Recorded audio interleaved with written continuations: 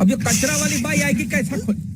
पप्पू बापू तेरा बाप इधर रहता हाँ आशीर्वाद दे लो चलो।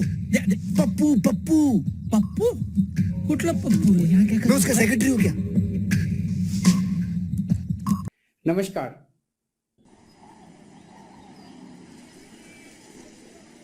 अरे शराब घोटाला, पिछले 2 साल से ये शब्द आपने कई बार सुना होगा। तो अच्छा हुआ नहीं। 2 साल से बीजेपी की सारी एजेंसीज कई रेड मार चुकी हैं, कई लोगों को गिरफ्तार कर चुकी हैं, लेकिन अभी तक एक भी पैसे का हेरफेर कहीं नहीं मिला।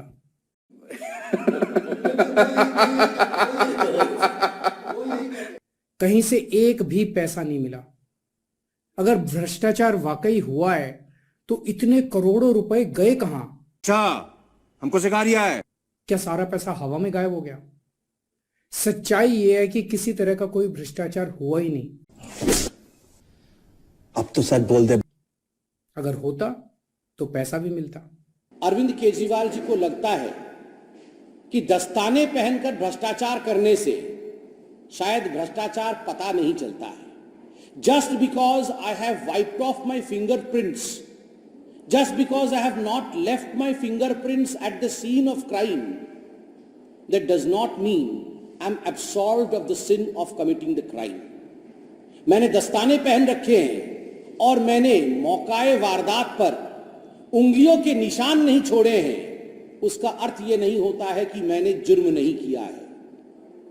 अरविंद केजरीवाल जी, आपने मनीष सिसोदिया के दस्ताने पहन करके भ्रष्टाचार किया, शराब नीति में घोटाला किया। स्वाभाविक रूप से अब मौका आ गया है कि दस्ताने उतरने चाहिए।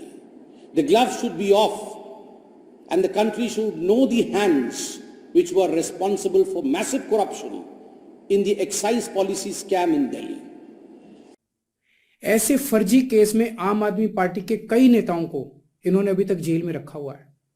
किसी के भी खिलाफ कोई सबूत नहीं है। आपने समीर मोहिंद्रू से बात किया, विजय नायर का इस्तेमाल किया और उसके बाद 15 किलो घी भी लिया। 15 किलो घी की कहानी आप जानते हैं किस प्रकार से 15 करोड़ रुपए 15 किलो घी के रूप में लिया गया। 15 किलो घी लेने के बाद आज आप आग में घी डालने की कोशिश कर रहे हैं, लोगों को भड़काने की कोशिश कर रहे हैं। कुछ साबित नहीं हो रहा, खुलेआम गुंडागर्दी चल रही है। किसी को भी पकड़ के जेल में डाल दो।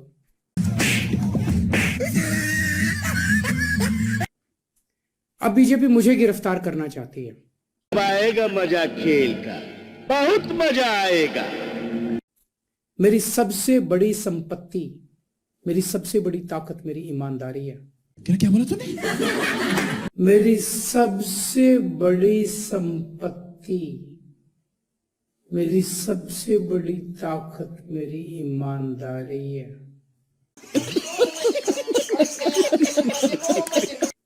झूठे आरोप लगा के, फर्जी सम्मन भेज के ये मुझे बदनाम करना चाहते हैं। बोलने दे, तकलीफ हुआ है बेचारे को, बोल बोल। मेरी ईमानदारी पे चोट करना चाहते हैं। इन्होंने मुझे सम्मन भेजे हैं। मेरे वकीलों ने मुझे बताया कि ये सम्मन गैर कानूनी है। अच्छा हमको सिखा रिया है। क्यों गैर कानूनी है? ये मैंने इनको विस्तार से लिख के भेजा है। मैंने बताया है कि उनके सम्मन कैसे गैर कानूनी है, लेकिन उन्होंने मेरी एक भी बात का जवाब नहीं दिया। कैसा कैसा फिर मारने का आएगा तू? फिर मारने का आएगा? इसका मतलब उनके पास मेरी बातों का जवाब नहीं है। इसका मतलब वे भी मानते हैं कि उनका नोटिस गैर कानूनी है।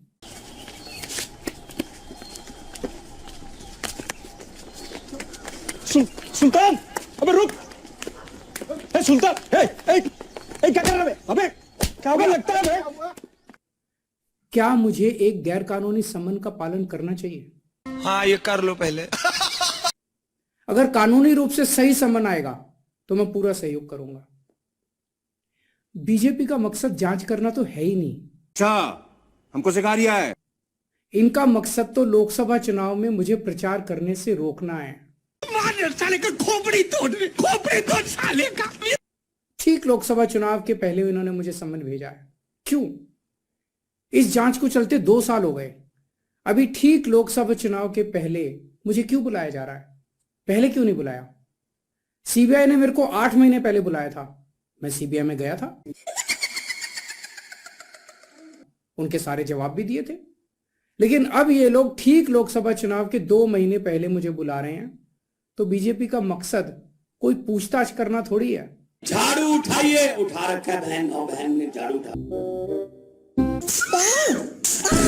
इनका मकसद है पूछताछ के बहाने केजरीवाल को बुला लो और उसे गिरफ्तार कर लो, ताकि मैं लोकसभा चुनाव में प्रचार ना कर पाऊं। हम मालूम है तेरे बाप को मत सिखा, चल।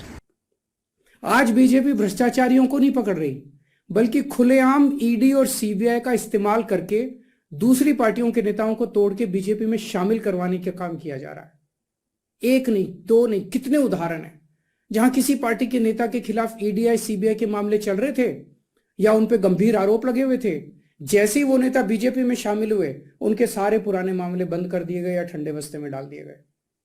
तो जो इनकी पार्टी ज्वाइन कर लेता है उसके सारे मामले रफा दफा कर दिए जाते हैं, जो इनकी पार्टी में नहीं जाता वो जेल जाता है। 2 दिन पहले जिन नेताओं को चिल्ला कर मोदी जी ने कहा कि इन्होंने 70,000 करोड़ का घोटाला कर दिया, उन सारे भ्रष्टाचारियों को जो मोदी जी की नजर में भ्रष्टाचारी थे उनको उन्होंने अपनी पार्टी में शामिल कर लिया। देश के बेईमानों की लिस्ट बनाई थी, चिदम्बरम साहब, सलमान खुर्शीद, मायावती, मुलायम सिंह यादव, अनु टंडन, इनका स्विस बैंक के खाते निकले थे इनके, श्री प्रकाश जायसवाल कोयला घोटाले वाले, कपिल सिब्बल, कमलनाथ, पवन बांसल, फारूक अब्दुल्ला, नवीन जिंदल, अवतार सिंह भड़ाना, शरद पवार अगर वो लड़ेंगे तो ये ए राजा, राहुल गांधी। जो इंडिया अलायंस है, ये अलायंस कुछ चंद 26, 27, 28 केवल पार्टियों का अलायंस नहीं है। आज मनीष सिसोदिया, संजय सिंह और विजय नायर इसलिए जेल में नहीं है कि उन्होंने भ्रष्टाचार किया है, वो इसलिए जेल में है क्योंकि उन्होंने बीजेपी में शामिल होने से इनकार कर दिया है। आज हम बीजेपी का मुकाबला क्यों कर पा रहे हैं? क्योंकि हमने कोई भ्रष्टाचार नहीं किया। अगर हमने जरा सा भी गलत काम किया होता तो दूसरे भ्रष्टाचारी नेताओं की तरह आज भी हम बीजेपी में शामिल हो चुके होते आज तक। देखो देखो, दरिंदगी चेहरे से टपकती है, नंबर 1 का कबीला। छी छी छी, आंखें देखो, नीयत में खोट साफ नजर आता है, हवस से भरी हुई। इस तरह देश के ईमानदार नेताओं को जेल में डाल के और भ्रष्टाचारियों को अपनी पार्टी में शामिल करवा के ऐसे तो देश आगे नहीं बढ़ सकता। ये क्या चल रहा है? बेटा, तुमसे ना हो पाएगा। हमें तुम्हारे लक्षण बिल्कुल ठीक नहीं लग रहा है, तुमसे ना हो पाएगा। ये जो कुछ भी चल रहा है बहुत खतरनाक है, ये हमारे जनतंत्र के लिए बहुत गलत है, इसे रोकना होगा। मैं हमेशा देश के लिए लड़ा हूं, मेरा तन मन धन देश के लिए है, मेरी एक एक सांस देश के लिए है, मेरी खून की एक एक बूंद देश के लिए है, मेरे शरीर का एक एक कतरा देश के लिए समर्पित है। हमें मिलकर देश को बचाना है। मैं पूरी जी जान से इनके खिलाफ लड़ रहा हूं, आपका साथ चाहिए। भाग ऐसे, भाग, भाग। अरे जा।